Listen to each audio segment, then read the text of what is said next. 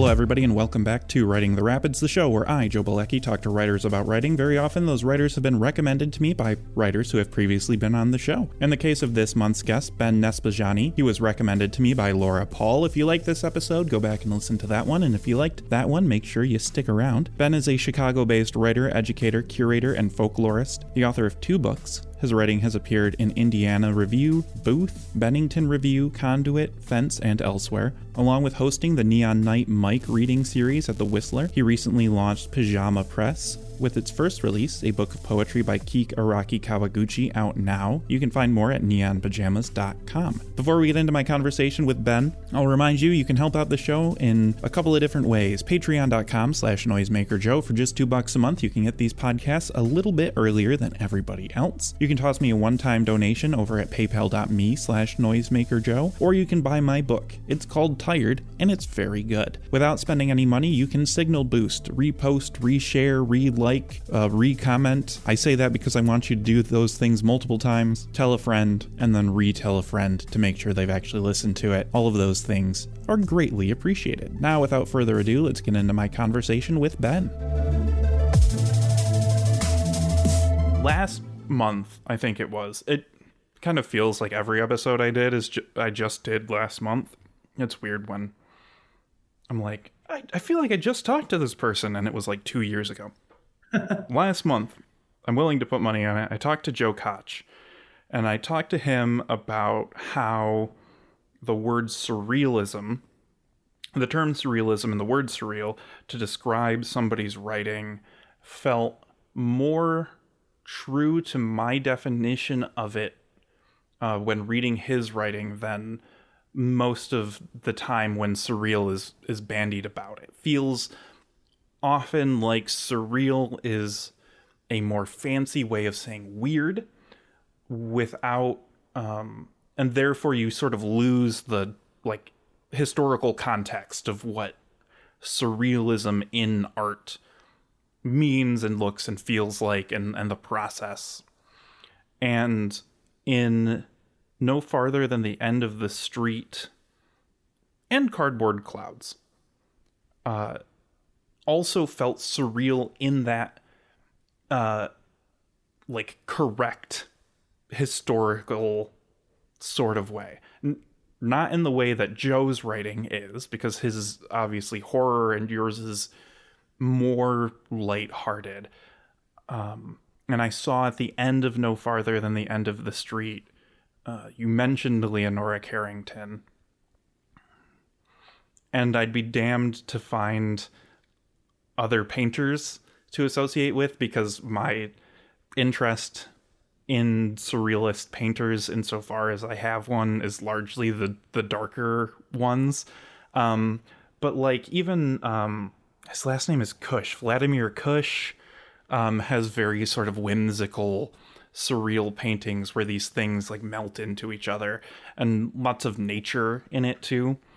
And so I was thinking a lot about like, oh, this is the other kind of surrealism that I'm aware of, is this, not cartoony, but good dreams, better dreams than the paranoid nightmares of Dali or whatever.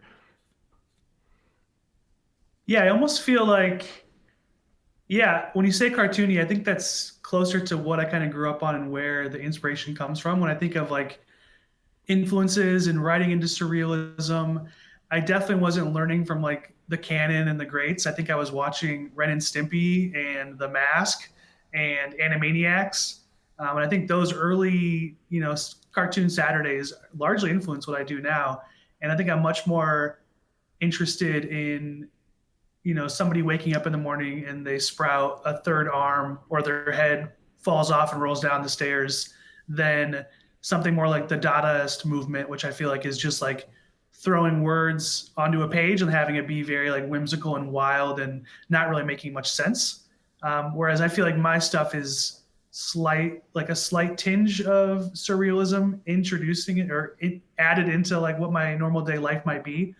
So someone's going on a normal walk and then, they see a snake and the snake starts talking to them, as opposed to like, using a really absurdist restraint or constraint. And I think of even like the Olympian writers who wrote whole books without the letter E, for example.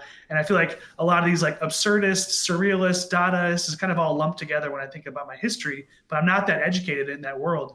And even like Leonora Carrington, I love her paintings, but she has a book of short stories out with Dorothy Project, and that was my introduction to her. And then from there, I found out about her paintings. But she has a short story where there is like a royal daughter, and she doesn't want to go to this ball, so she befriends a hyena. And the hyena is like, well, if you don't want to go, I'll go in your place. Let me just rip off your face. I'll put it over my face, and no one will know. And they do that. They hatch that plan, and the hyena goes to this ball with her face, and no one thinks anything differently, other than the hyena smells terrible, and that's the factor. It's not the face or the fur, but it's the smell. And she has another one where she falls in love with a wild boar, and they have a bunch of kids. So those just like really weird, kind of grotesque, surreal. I think it's kind of similar to what Jim Carrey was doing in the 90s, or what Ren and Stimpy are doing, where it's like your parents are kind of like, I don't know if this is appropriate, but it's weird, so turn it off. One of those situations. And I think my writing has always gone in that direction, where I'm kind of, surrounded by reality during the day. So when I go to write, I want to be surprised. I want to be shocked. I want to have some strange weirdness going on. I don't think I could ever do like a memoir or autobiographical writing, because I just live that today. I want to write about something strange that, takes me by surprise or throws a curveball, and, I don't know where the next sentence is going to take me. Dude, that's so sick. That must be so nice.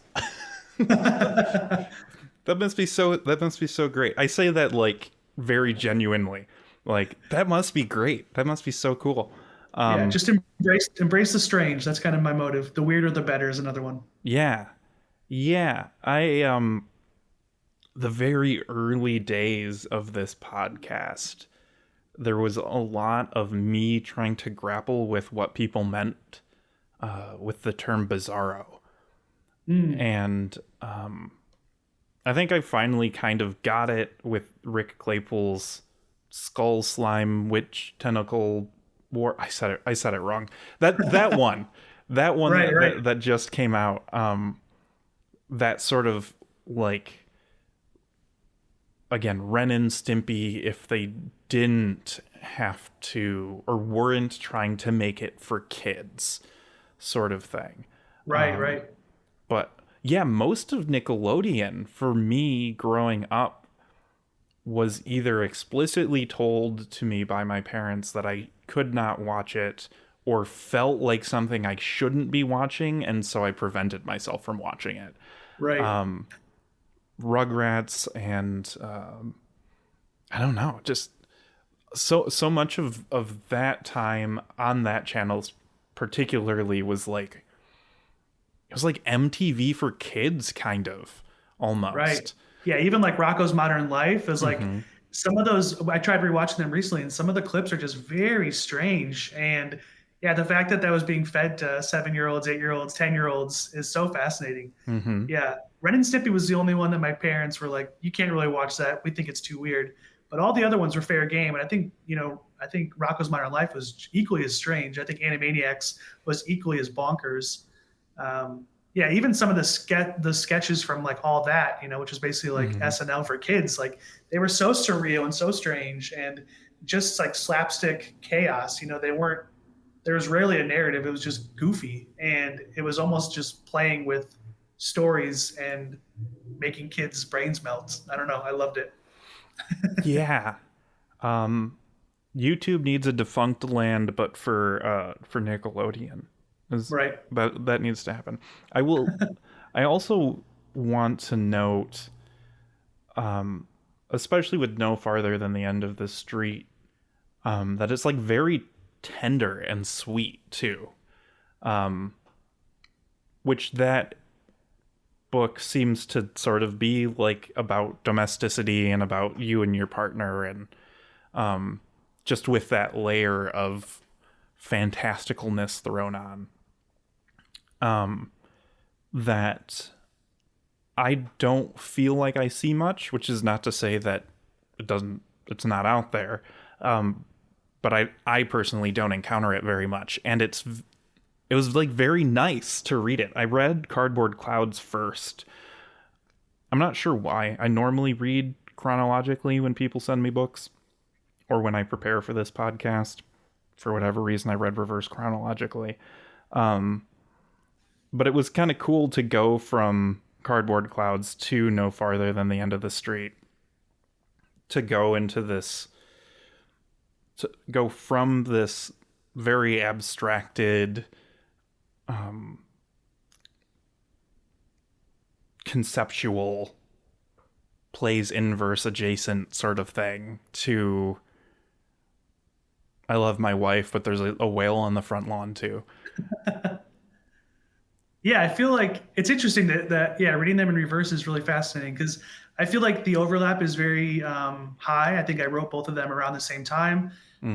What I do in my process is often I'll do a free write. I don't know where it's going to go. And then when I look back on it, I'll see like, oh, this one is including a house or a basement or a living room or a front yard. And then as those accumulate, I'm like, oh, maybe this is like a neighborhood poem book thing.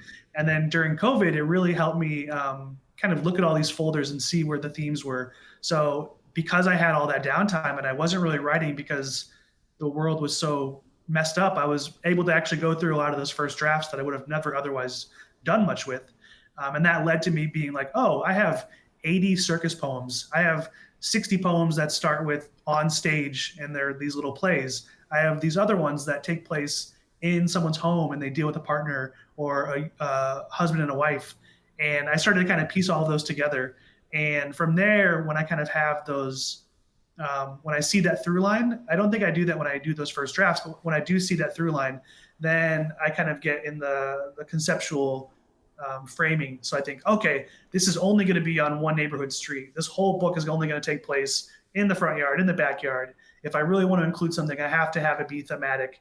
So even in that book, there's an airplane poem or an airport poem. And I was like, I want to include this. So let's just have the airport be right in their backyard. Or, okay, this is actually going to be in the basement. Or, oh, I have this weird poem about two guys. Let me make it about a husband and a wife so it can fit in this book. So I kind of like would mold and mesh. And then, yeah, Cardboard Clouds was very similar. I had a lot of, it was almost a generative writing process for me where I would just write on stage, comma, and then I would just try to have 2 or 3 characters and no more than like 5 objects. If I have a blank page, I tend to go way too maximal. And then I have 900 things and 500 characters and it's too much. And then I end up trimming it down to its bare bones. But with this constraint with Cardboard Clouds, I try to start without having to, okay, there's only going to be 2 characters. I can't have a third, or I can't have more than a couple objects. And it led to some really interesting things I think I would have otherwise not written. But yeah, in regards to the tenderness, I was largely inspired, and I still am very inspired by Zachary Schomburg. He's a poet and a novelist, and he's been painting a lot these days as well.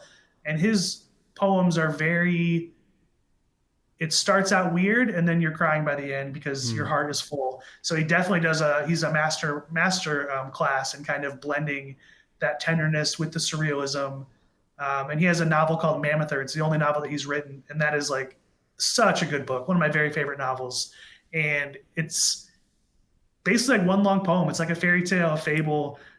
It's just this strange book, and it just keeps getting weirder and weirder. But the whole time you're reading it, you're feeling so much for these characters. It's not just weird for the sake of being weird. You're like bawling by the end, but you're also like, what kind of fever dream am I reading right now? And a lot of his stuff is like that. His poetry is incredible. They're all out with Black Ocean. And then his novel is with Featherproof Books, I think. And he's apparently working on novel 2, but I haven't seen any excerpts or anything like that. But yeah, that first book was he was a big inspiration just for those early poems, really trying to, mix the tender with the surrealism. There's another poet, Matthew Olsman. I interviewed him a while ago, and he said for one of his prompts was start with a joke, end with a prayer. And I feel like that kind of mentality has kind of gone through all of my writing, where I don't think I'm necessarily ending with a prayer, but I'm definitely trying to combine that kind of, big-heartedness with kind of a goofy, slapstick, funny humor, laugh to keep from crying type thing. Yeah. Oh, that sounds so good. Okay, well, I get paid tomorrow, so that's good. Mammoth will be right up your alley. You'll adore it. I am looking forward to it.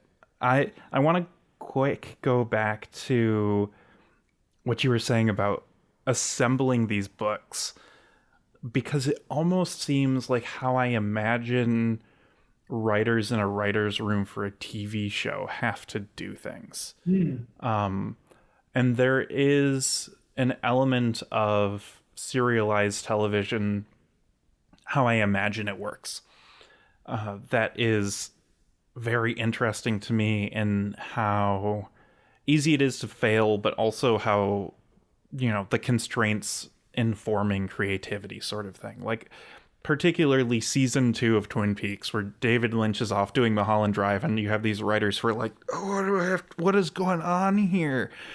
And then David coming back to write, the last couple of episodes, and having to say, what have they done to this place? And how do I pull it back? I think as writers, especially us who are writing weird things, do tend to look at what we've done 6 months ago and be like, what was this guy thinking? How am I going to do anything with this? And so I really liked that you, I don't know, I guess aren't so precious about like the individual, that you aren't afraid to say, you must be part of this whole, so come along and I will shape you thusly. Because a lot of times it feels like I'm like things are going in the other direction, where people are trying to, you hear about people say like, I had to figure out what the piece wanted to be. And they're like midwifing this object that is coming from another plane and trying to birth it into the world. I don't know. Why do you think that is for you? Yeah, I don't know. I think at least when it comes to like those first drafts or approaching the blank page, it's often just like a total stream of consciousness, word vomit. I might throw on some instrumental music and just free write for like, I found that like 14 minutes is my wheelhouse before I get burnt out. And from there, I'll write like 800 words, just kind of going so fast that you're not even really realizing what you're writing. You're ignoring the typos. You're just, vomiting up all the words that you have in your head. And then from there, I'll have, 3, 4, 5 slivers of ideas. And I've just learned over the years that I have just the similar themes or overlaps. So yeah, I often, I do a marketing job now. So I'll be writing something and I'll be like, oh, this is very anti-capitalist, anti-corporation, that kind of thing. That goes in this folder. Oh, this one is anti-authority. This is going in this folder. Oh, this one's about a circus and magicians and clowns. For whatever reason, I constantly write about that kind of thing. So that goes in this folder. I worked at a library for 9 years, so I had a lot of library poems. So that went in a different folder. I grew up Catholic and I went to a Catholic high school and I questioned my faith every day. So those go in another folder, So as they accumulate, at first, those first few 5, 6, 7 pieces that go into the folder, I'm like, this will never be a book. And I even have the Word document just says circus, WTF, no way. Like in my head, I was like, no, there's no way I'm going to get enough for a book. And now that thing is 300 pages and I don't know what it is. But over time they just accumulate. So I do those first kind of word vomit first drafts. And then whenever I have a free Saturday or a Sunday, 1, 2, 3 months down the road, I'll go through all those emails to myself and I'll piece those through. And then I'll kind of do that second draft. And a lot of the times I just, they don't even leave my inbox. It's like, oh, that was fun, but it's not worthy of making it to the Word document. But if I like it enough, then I'll move it to the Word doc. I'll clean it up. And then from there, I'll think, oh, this is going in my, anti-authority book, or this is going in I have a book called Goof. That's all like pickup jokes or like one-line jokes and like knock-knock jokes. They're terrible. But I'm like, oh, this is a kind of a funny humor one. This is going over here. Or, for Cardboard Clouds, this is more of a stage play. This is going over here. And then from there, yeah, once I have 150, 200, 300 pages of very tiny little pieces, all my stuff is very small. Then I'll say, okay, I need to spend like a weekend printing out all the pages, putting them on the ground, taping them to the wall. And then from there, trimming them down to maybe half of that or a third of that even. And then kind of seeing, oh, I have 3 pieces about whales. I had no idea. Let me put these whales next to each other and see how they talk. Or I have 10 clown poems. What the hell? I didn't even know I had one. Let me put those next to each other. Maybe that's a sequence. From there, I can kind of see what all my pieces are, and it's almost like chiseling away on a slab of marble or something. But yeah, I kind of categorize by theme, and then from there, when I have enough to work with, then I'm like, okay, I should probably print this out and look at it. And it isn't really until I start printing it out that I think about it as a manuscript or something more than just an idea in a folder. That's genius. I'm restraining myself from gushing about that hardcore. Again, I feel like we have very different processes. And I'm more of a proser than a poetryist, but the idea of having a system of organization like what you have feels like a light bulb moment for me, because there's no organization on my end aside from like pre-made, like cave poems doc and Right. eco poetics doc, which those two should be similar anyway. And then sort of being like, I guess doing it in reverse again. That's a theme in this episode of saying like, I want to add something to the eco poetics doc and sitting down and writing a poem about a deer or whatever, and then coming out. And again, for novels, it's like a completely different thing, because I guess you're kind of thinking about what the thing is ahead of time. Except for the people who, I guess, kind of notice that they have lots of short stories and then combine them together, Right. which is a very sort of like 60s science fiction way of doing things. So yours is much more, I have the blank page open, I'm going to write toward this manuscript. Yeah. Or today I'm going to work on cave poems and write cave poems. Yeah, I want to have a cave poems book. So I have, the Word doc, and I say to myself, I'm on page 20. I'm going to get to page 80 or whatever, because that's about poetry book length. And then we'll go back and, edit around what is there to fill everything out. And you'll notice I have no books of poetry published. So as a therapist once said to me, how's that going on for you? Yeah, I would say if I had to do that and I had to write towards something, I think my brain would just go blank, and it would either be a really terrible piece or I just wouldn't even be able to write anything. I think lifting the pressure and lifting the direction, I talked earlier about just being surprised by what I'm writing next. I kind of think about later where it's going to go or what it's going to be.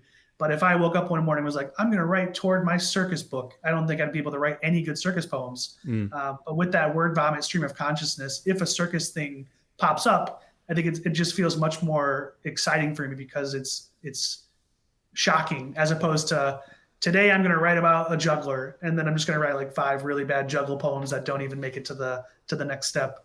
But I wish I had that talent to like put the ass in the chair on a Saturday and write towards something. But I'm the opposite, where it's like 60 shitty first drafts, and then maybe 20 of those will lead to 4 different folders of something that'll be something 2 years down the road.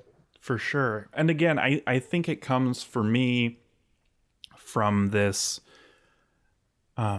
desire to be a novelist. The fact that I'm spending more time these days writing poems, I don't know what's going on there. Probably because I've been hanging out with poets too much and not novelists. But like, again, from the novelist perspective, I have an idea, I have a character, or I have a situation or whatever. Then I expand that out into 3 acts and write 90,000 words, pare it down to 80, and then boom, Bob's your uncle, there's a novel. Right. I think even beyond that for me is I'm a big fan in music of the concept album. So it's not just here's 10 songs, it's here's 10 songs that are telling a story too. And of course you can listen to them individually and it will be fun and fine or whatever. But for those who want to dig deeper, how many Coheed and Cambria fans do you run into who are like, oh man, and there's a comic book series too? Because I was that kid in high school who was like, nah, but no, it's like this shirt isn't a weird band t-shirt. Like, no, these are characters in the science fiction comic book series. Yeah, we're coming from the same place in that regard. I grew up on, yeah, it was the Flaming Lips, Yoshimi Battles the Pink Robots, and that kind of concept. The Mars Volta, D. Louse in Oh the God. Comatorium. Mm. So good. It was like, oh, this whole thing's written about their friend who had like a overdose and they're in his dreams, in his coma. I'm like, oh my God, that's so cool. Yeah. So yeah, whether they wrote toward that, knowing that concept from the start, or whether they had a assemblage of songs and they're like, oh, these are all kind of about that. Probably the former, because if you have that kind of constraint, it works easier. Hmm. But yeah, I think a big inspiration for some of my stuff and giving myself that restraint is some of those early concept albums, and even as early as Pink Floyd. Yeah, but Flaming Lips, Mars Volta in particular. Yeah, Coheed and Cambria as well. Yeah.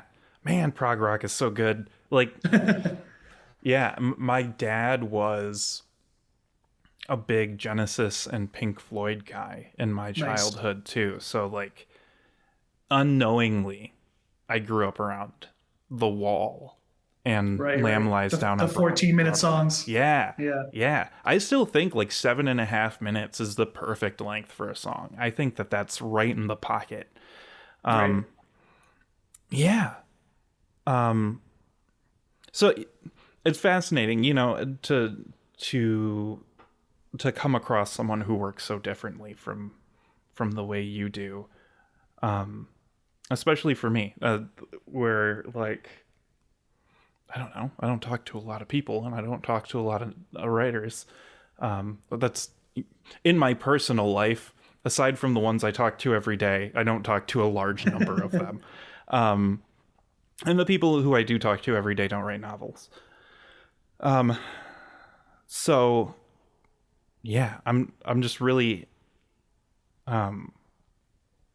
it's the point of the episode where I'm just like, yeah, man, writing and And overcome.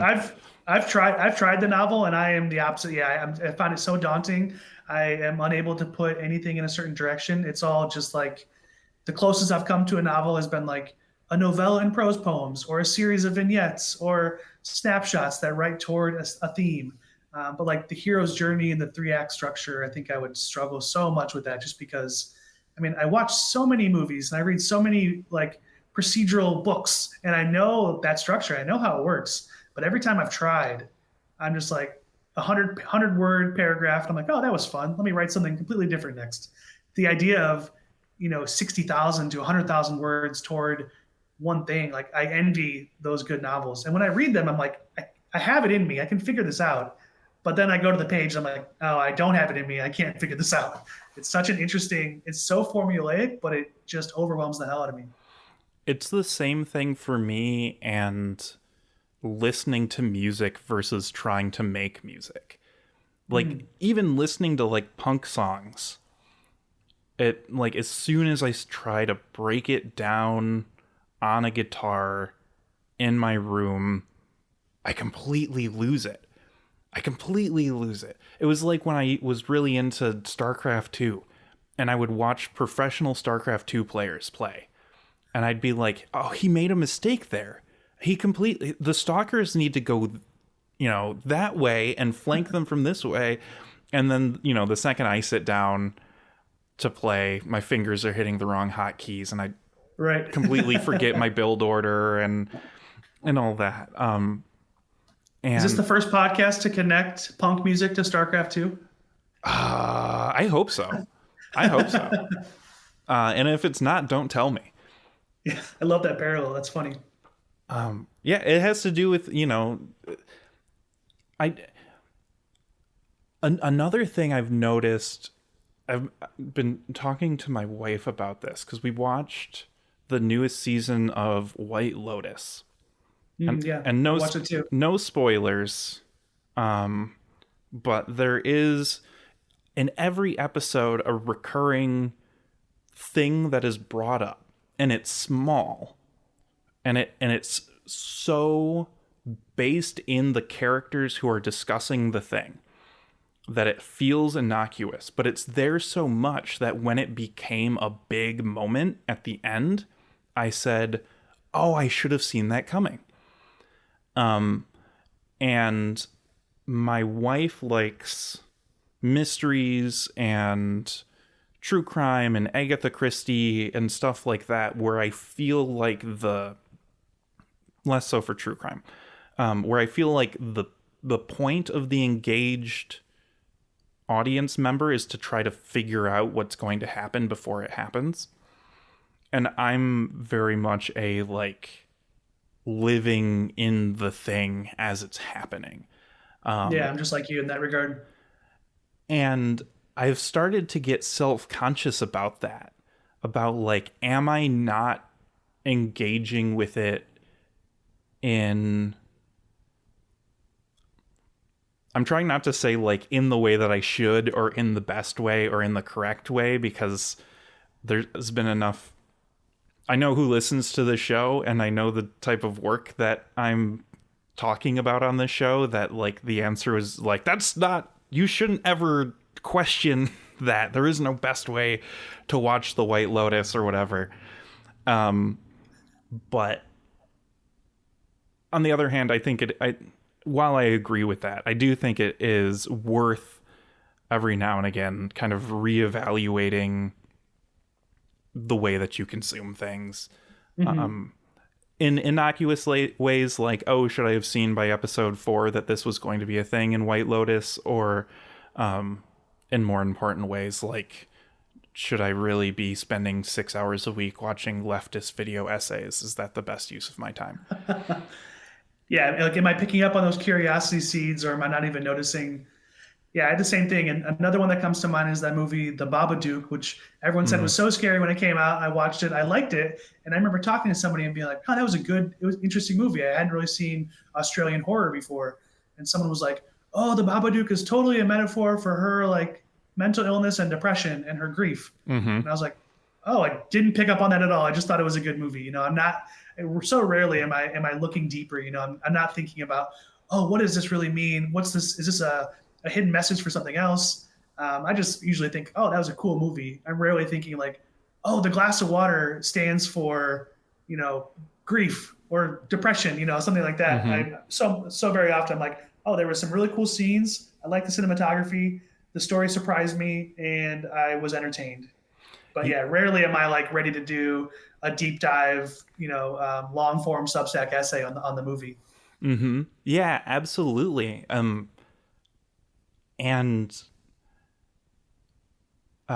especially now that I'm a dad, I have so little time to watch movies that watching movies more than once feels like, I don't know, incorrect or not a waste, but like, I can tell you on one streaming service right now, there's probably 5 movies that every time I see the thumbnail, I'm like, oh, I need to see that.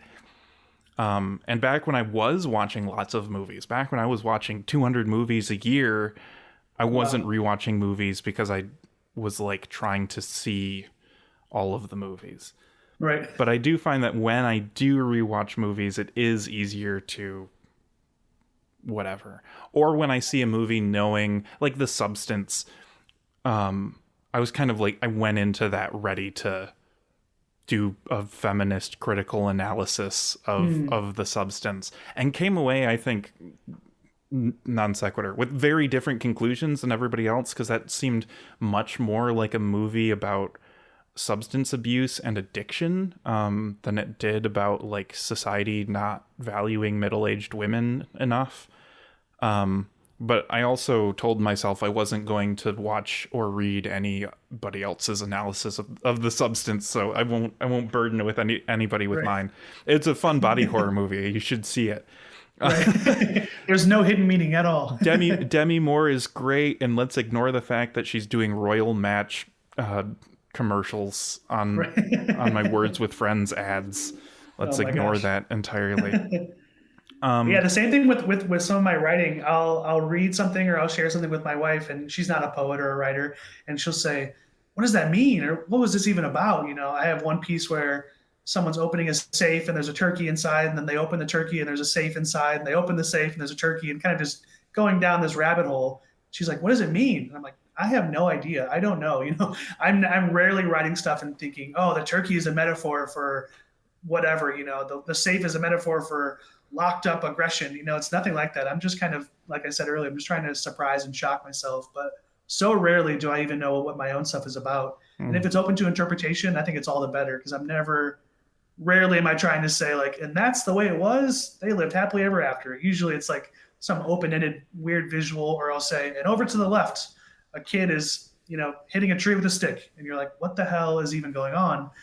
If anything, I'm trying to bewilder or flabbergast people as opposed to telling them the metaphor or the hidden meaning.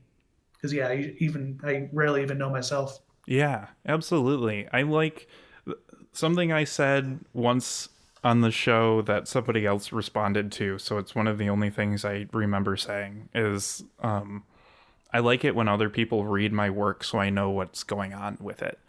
I love that. That's too true, right? Yeah, and it's great that is what some of my stuff is for me. And again, I'm pleased that that's what your writing is too, because I have a fear of being really stupid in general, but particularly on this show, where there are some questions I will have but refuse to ask out of fear that the answer is probably really obvious. And it's just like, oh, you didn't read my book very closely then, did you? Or worse, oh, did I not make that clear enough? I really wanted to make that really clear. So you'll notice the author second guess everything. Yeah, so you'll notice I don't ask a whole lot of like, yeah, what is why businessmen in cardboard clouds? Why businessmen? Because it feels like, that is either, again, it feels like the answer is either, oh geez, did I not make that clear, or oh, you said you read and liked the book, but you don't know the first thing about it. Right.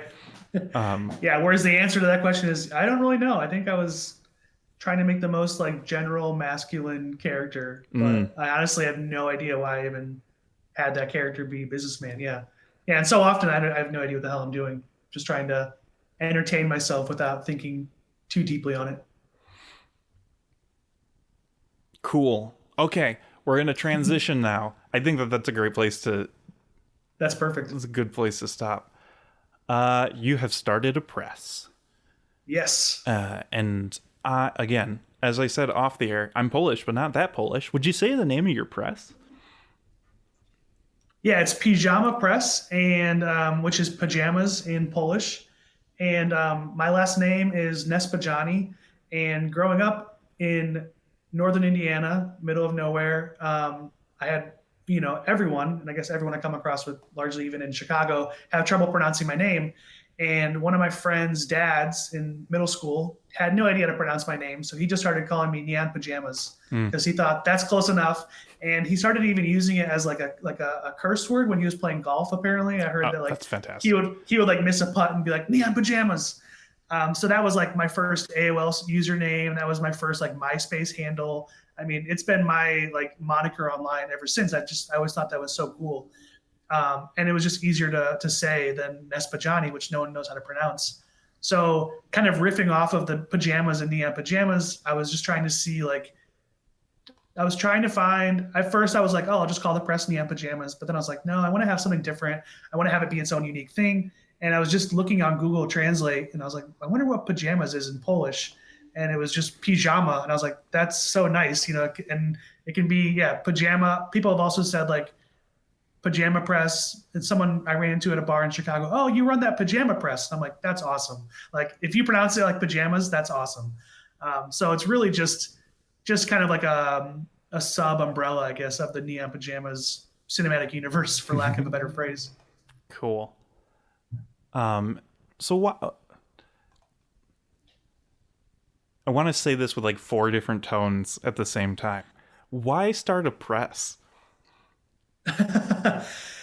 That's a good question. And it was probably 2020. I was going on all these daily walks, trying not to lose my mind during quarantine. And I started learning about podcasts and listening to literary chats.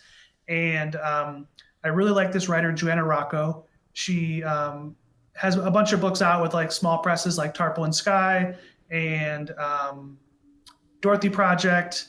And she's also a romance novelist under Joanna Lowell. I haven't read any of those yet, but she has like 5 books under the romance moniker. But hyper prolific. She teaches at Wake Forest. I think she is just like the coolest writer. And I just searched her name in Spotify one day just to see like, is there any interview with Joanna? I just need some literary juice for my walk. And there was a FC2 conversation with her and this novelist, debut novelist, Kikaraki Kawaguchi. And I didn't know who he was, and I just listened to it, and it's such a nice like fireside chat conversation. They're going back and forth, little Zoom talk, and someone reads his short story at the very beginning, and then they just spend the next like 45 minutes talking about it. And afterwards, I was like, I loved that little excerpt. I loved what they were saying. Like, obviously, he has a co-sign from one of my favorite writers. Let me just see what he's written. So I grabbed his book, and I just fell in love with it. It's a debut novel, but it's told in these like 1 to 2 page vignettes. It's called The Book of Cain and Margaret. And it's about his grandparents in a Japanese internment camp during World War II. And every single chapter, they kind of reinvent themselves. In one chapter, they're bugs. In one chapter, they're in their hundreds. In another chapter, they're in their teens. In another chapter, they're like, they can fly over the barbed wire fences. And each chapter, they fall in love again, or they die, or they get brought back to life. And then each new chapter, it's kind of like South Park or Family Guy. Like if they died in the last episode, they're going to come back. And it's very surreal. Like we talked earlier, like you'll be crying while you're reading it, but it's also so surreal and so magical. A really beautiful book. So me being the kind of curious literary advocate, I guess, or literary citizen, I emailed him and I was like, I loved your book. I'd love to interview you. What else are you working on? You know, just trying to pick his brain and get started with the conversation. And he told me that he had this book of poems, this manuscript that got accepted with 1913 Press, and it was coming out soon. So I sent him a bunch of interview questions, and then I didn't hear back from him for a while, but he had sent me the PDF. And I read it, and I was like, oh my God, this is so good. This is incredible. Like laugh out loud funny poems, weird, strange, grotesque, sexual poems. And I didn't hear back from him, and I read it again, and I followed up. And then about a year went by, 2021 or 2022, and I said, hey, you know, when's that book coming out? I'll be the first person to pre-order. Like, I can't wait for that book to come out. And he said, the press shuttered during COVID. They're done. I've kind of given up on the manuscript. I tried to shop it around, but I've just kind of cut my losses and it's done. And I was just devastated. And another year went by, or maybe even 2 years, and I had read it another 2-3 times. It kind of became my comfort read. And I was on another long walk listening to the Other People podcast, and he's been doing these like craft talk series. And one was with Chelsea Hodson talking about starting your own literary press or launching your indie press or whatever it was called. And I stopped in my tracks on my walk and I emailed Keek and I said, hey, if that book is still available, you know, I'm listening to this podcast. I'm super motivated right now. I would love to launch a press and have your book be my first book. I think it needs eyes. I feel terrible that it hasn't been released yet. And I want my first book as a press to be your book. And he responded like a couple hours later, like, yes, oh my gosh, yes, totally, let's go. So it was much less of like, let me launch a press. Who wants to be part of it? And much more like, this book needs to be in the world. How can I help? And part of me was like, oh, maybe I'll be his publicist or an agent, try to get it sold. And that just sounded too corporate schemy. And then, yeah, that podcast episode really inspired me just to like take that leap. And it was last summer, so June or July, that I emailed him. And then I announced it January 1st of this year. And I'm trying just to do 1 or 2 books a year to not overwhelm myself, and always releasing in May. Taking a page out of the Dorothy Project's release schedule. They do 2 books a year, always together, always on the same day. So I'm really trying to do that and not get overwhelmed and not be defunct in 3 years. But the first year, just 1 book, and then next year, hopefully 2. The year after that, hopefully 2. And then we'll just see how long I can sustain it. But yeah, I wanted to see if I could do it, and I didn't know what I didn't know. And I've learned such a wild amount of stuff about the whole industry in the last 8-9 months. From InDesign files to buying an ISBN to trying to pitch my stuff to Asterism for distro. All this stuff is brand new, but it's really exciting. You know, that's so funny. A lot of the people I know who have started indie presses did so for similar reasons, but without the benefit of it being another person, where it's like, yeah, I wrote a couple books and I couldn't get them published anywhere, and I was finding people who were writing like me, and I said, oh, okay, I'll make a press. And you just skip the part where it's about you. Oh, that's so, so funny. Yeah, I think, yeah, I just really wanted that book to be out there. And I mean, I do like Q&A via email interviews on my website. Mm-hmm. And if I really like a book or really like an author, I try to pick their brain and find out how they tick. So I've always kind of had that connection. And I do bi-monthly reading series in Chicago where I invite readers to read for 15, 20 minutes. So I've always kind of had that like community collaborative, whatever that is inside of me, where I'm not just kind of on my island writing by myself. So I'm almost always trying to like bring in other people. So if I can help uplift somebody else, that makes me more excited than having my own stuff out there in the world. And Keek's book just felt like something that needed to be out there. And when I found out that he gave up, I was like, what the hell? Like, this thing needs to be in the world. It is the funniest thing I've read. It's the weirdest thing I've read. Let's see what we can do. But yeah, I'm glad that was the first one, because yeah, I think if I would have tried it the other way, I maybe either wouldn't have been as happy with the first book in the press. But I think starting with one that you feel so passionate about is just really the best way to launch something into the world. I agree. The book's called Disintegration Made Plain and Easy. And I guess going with the theme of reading the stuff sort of reverse chronological, I read that before I read yours. Nice. And it's fascinating how your writing and his writing like come from are cut from a similar cloth in terms of like, I don't know, same school of vibe, I guess. I really like how his poems are all, not all, but largely one-line stanzas. It feels... I was just at a poetry open mic earlier this afternoon. Nice. And I caught a glimpse of some of the older ladies who were there, who had like their printed out laminated poem that were kind of formatted like that too. And an older guy too. So maybe it was just ease of reading. But it struck me as that sort of, I don't know, an earnestness, the earnestness of a middle-aged woman at a poetry reading at a leftist bookstore, where she's just like, I really want to read my moon poem to these kids. I'm 32. I'm not a kid. Ugh. But you know what I mean, right? Like, yeah. I love that comparison too. Yeah, he had said when I talked to him that the initial idea was, I guess there's this old antiquated book called The Art of Cookery Made Plain and Easy, talking about how, cooking isn't that difficult. You can do it too. So he wanted the book to really look like this ornate, vintage, old, weird cookbook.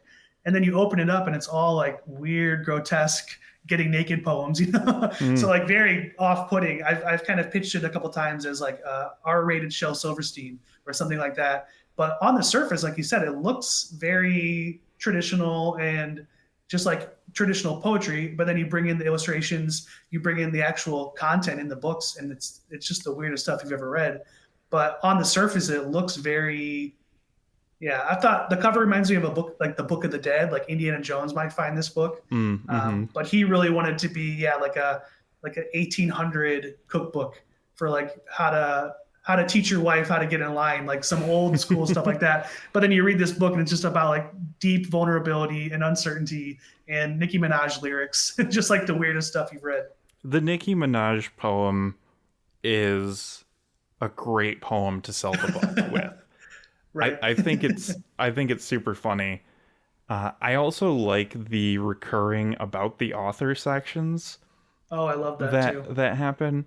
It reminded me of, and I'm gonna get the name of this book wrong too, but Mike Klein and Dan Hoy wrote a book together a couple of years ago with a super long title. And they Yeah, had, that's a beautiful book. yeah.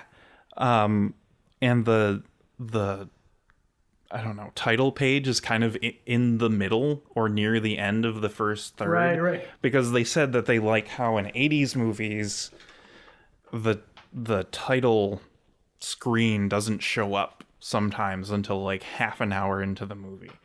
And so when I first came across the first about the author on page like 25 or whatever, it reminded me of that, which is interesting because I guess his writing does also feel similar to Mike's in that way. And I guess yours too, where it's that sort of like unafraidness, lack of fear to kind of just put something strange in and see what happens. Mike's work has been getting darker and darker. But in general, that sort of like, I'm gonna have Godzilla show up, a very like children playing sort of thing. Yeah, kind of, yeah, like that, like we talked about earlier, like the Ren and Stimpy, like kind of cartoonish, but also twisted and dark, and you're not sure if it'll give you nightmares or if you should be laughing. And yeah, I think Keek stuff is like that too, where it has that tenderness. It often ends, almost all the poems end very poetic, and you're almost like surprised. Mm-hmm. He's like, "Oh, this is such a good bit. This is hysterical. Oh my God, I'm devastated."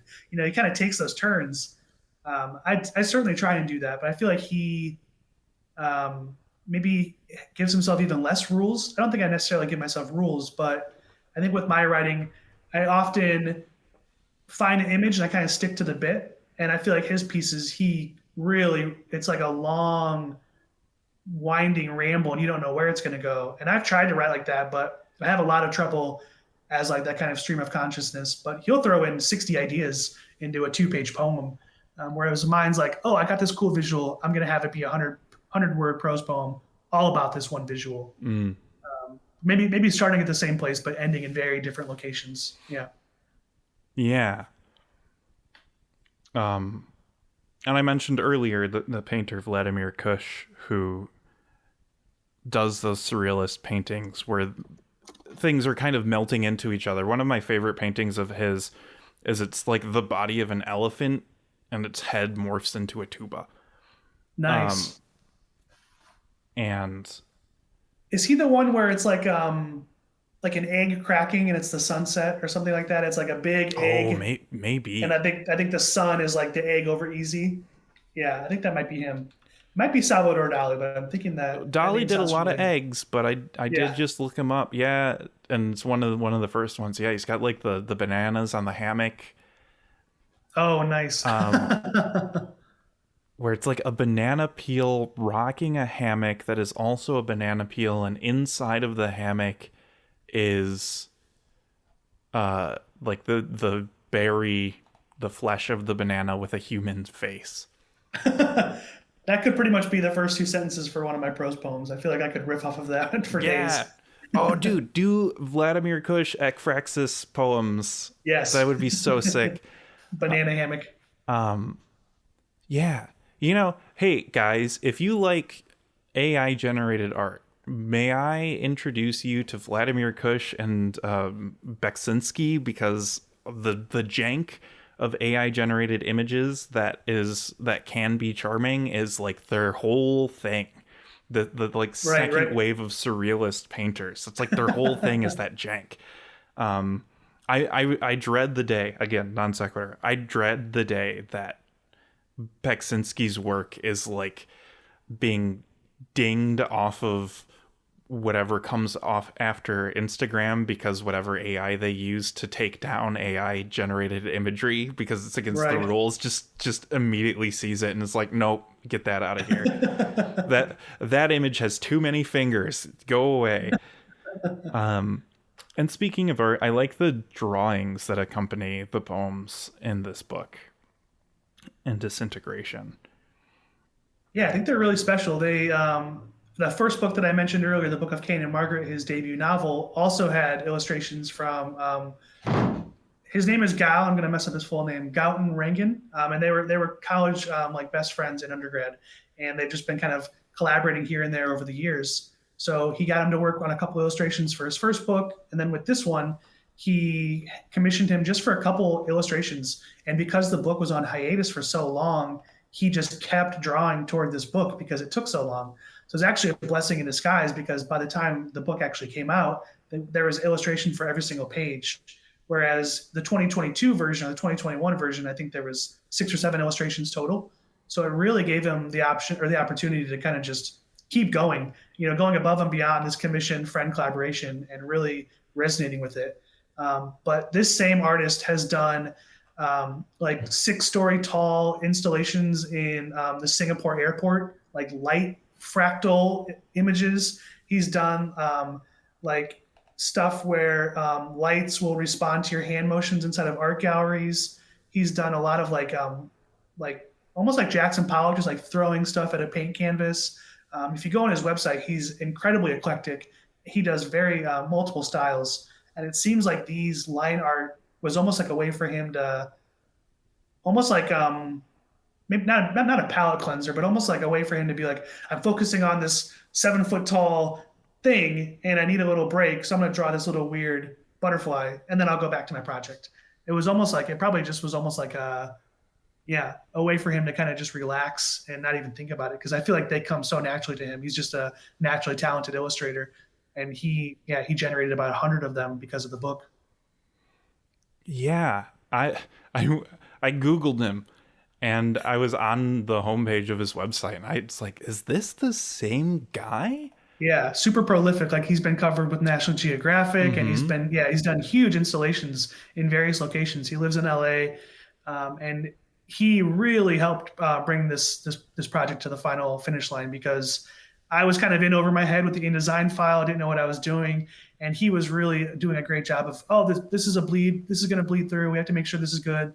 This text is going to be in the gutter. You want to avoid that. And we would do these Zoom calls where he would share his screen, and it was like a masterclass in how to do Adobe. And he's just such a smart, artistically driven guy. So he really helped take this to the next level. I wouldn't have been able to do that without him. Yeah. Good for him. Holy cow. Yeah. Yeah, he's a legend. And he's like the friendliest guy too. So nice. Fantastic. I think that this is a really good book to start the press with. And I guess maybe this is kind of like wrapping up everything. But, the website, your website, the page for the press says Pajama Press is an independent press dedicated to showcasing and uplifting the voices of the strange, the uncanny, the absurd, and the surreal. The weirder, the better. And I like that Disintegration Made Plain and Easy is the pace car for what's to come next. Because again, my knee jerk for when I hear about the strange, the uncanny, the absurd, the surreal, the weirder, the better is like blood and guts and people's limbs falling off and tentacle monsters from beyond this plane of existence that looking upon would break your mind and that sort of thing. And I really appreciate the not necessarily reclaiming, but the assertion that like, no, these things are within those terms too. And I don't get the I don't get the feeling that that's what you're trying to do or say is like provide a counterpoint to the horrification of absurd and weird and surreal.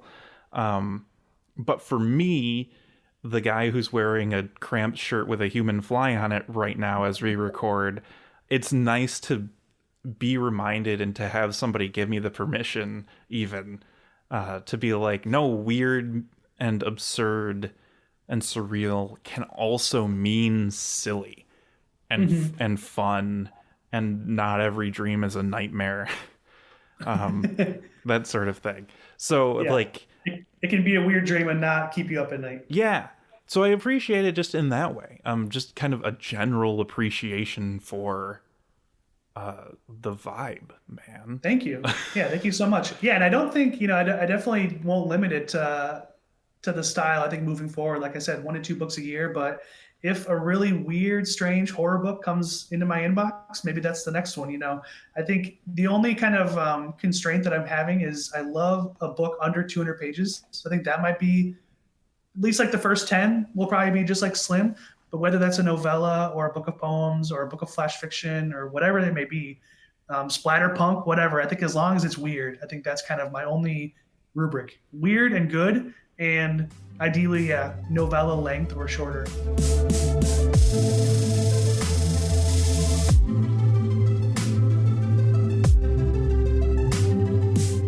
So I will start by reading, we mentioned earlier, the About the Author series in Keek's book. He has a series of fake bios where he's kind of just making up things about himself, and there's 6 of them in the book. And he said that he wrote about 20 of them that also didn't even make the cut. Some of them originally appeared in Electric Literature. So I will start by reading one of them, and then I ripped off of that, wrote my own bio that was published in Had. So I'll read that as well. And I like to start out my like in-person readings and stuff reading that one because it's almost like a strange palate cleanser of who I am not, but also to give you an idea of who I am. So I'll start with Keek's About the Author. Keek Araki Kawaguchi's first book of poems made no impact whatsoever. Critics were not pleased by it, saying, "We have no knowledge or record of her whatsoever." Keek usually is a man, unless no record exists, in which case he is a woman. She was winner of the Hemophiliacs Hospital raffle. Keek lives here in this room. When you switch off the lights, he comes in through the window and eats out of the garbage. Because he's eaten the garbage 7 years, it is molecularly accurate if you say Keek is mostly water garbage. When the lights come on, Keek deflates and he crawls inside this tiny box. A pupa wraps its mitten of fur around the word. The mouth of flower rubs its ghost over the flute. The angel of steam raises its palm flush to the barrel. I love that poem so much. So I will read my poor imitation of this, kind of riffing off of just my own fake About the Author. And this was published in Had last month. About the Author for Keek Araki Kawaguchi. Benjamin Niespodziany's body of work is a lobby of dirt, a hallway for cloud gazing, a raisin telling the sand it's a plum. His hum has been classified as a statement on sauce. His saliva has been published in Skunk Tongue Review, Tulip Spit, and less than a few others. He's won nothing and never will. If you kill him, the wind won't notice, and neither will his therapist, Terrence the Ghost. The recipient of the 2022 Shoeshine, Niespodziany splits his time between eating seasons and sleeping alone. If you know him well enough to pronounce his name correctly, no one will believe you, not even him. His kids don't exist. His piss, it glows. And then I will read 2 other ones from Keek's book just to give you a better idea of this weird debut collection. I'll close with those. And like we said earlier, they are largely just one long stanza, no punctuation, no periods, just kind of one rambling thought. So I'll try to read this how he would like it to be read. This one's called Sleep Story. Men have 2 fears. The first is crashing your hang glider into the center of the ocean at 1 a.m. and having to swim around naked for hours until a shark hears you splashing. The other fear is living forever after everyone is dead, especially after our sun implodes and every day you are just waving your arms and drifting by Mars in eye-bulgy agony, like Arnold Schwarzenegger in that unforgettable movie, Kindergarten Cop. Seeing this aloud, I suppose these fears are exactly the same, which makes sense because men so rarely have differences, afraid of being lonely and also the dark. Even the dark is just a physical representation of a man's loneliness. It spills out of him, the black dew of a melon hacked at its waist. I do not know why I must hang glide nakedly. I suppose because the more naked you are, the closer you can get to the sun. That was my first time reading that one out loud, and I love it so much. I also love how you're supposed to think Total Recall by Arnold Schwarzenegger, and he says Kindergarten Cop. And then I will close with his poem, I Have Run Naked, Thrashing, and Flailing. Another one long stanza poem. I have run naked, thrashing and flailing through a storm of yellow jackets. What lay after the storm was called death, and what came before the storm was called death. Upon the face of every yellow jacket was sugar enough, all smiled, while we tried to kill each other, and upon the ass of every yellow jacket was enough poison to stun and drown a pod of whales. I have run naked, singing through an incendiary golden vapor, the music before me, after me, suspended in death. The air belongs to them, those animals, pinging in my throat. They belong to the song, and the song belongs to time.